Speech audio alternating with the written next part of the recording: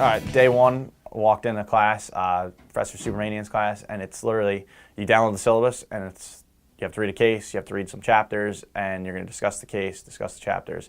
He basically lectures for the first half of the class, and you are open to discussion there as well, but then you discuss a case, and basically a big portion of his class is participation, so you have to be ready, you have to be prepared. There's case write-ups. I mean, you're doing work, say, a couple hours at least a week for this class, and it's expected of you.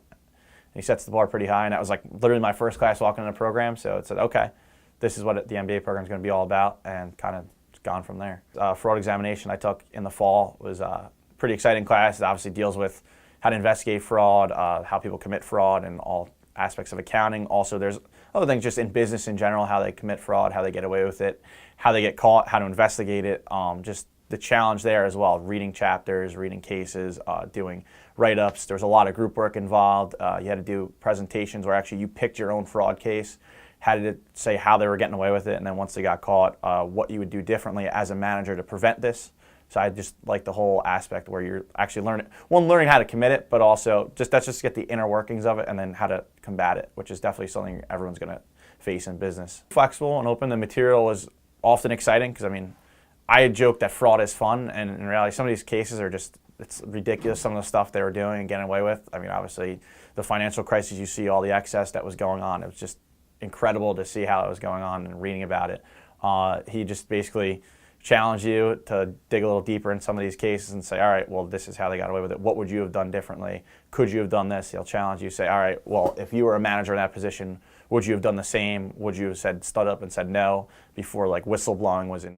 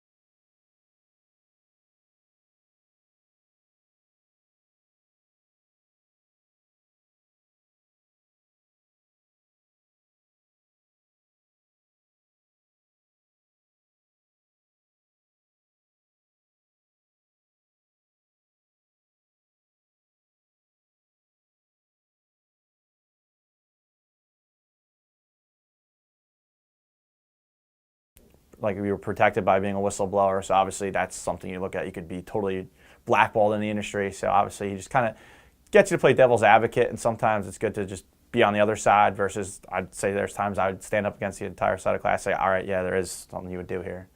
Don't put that on.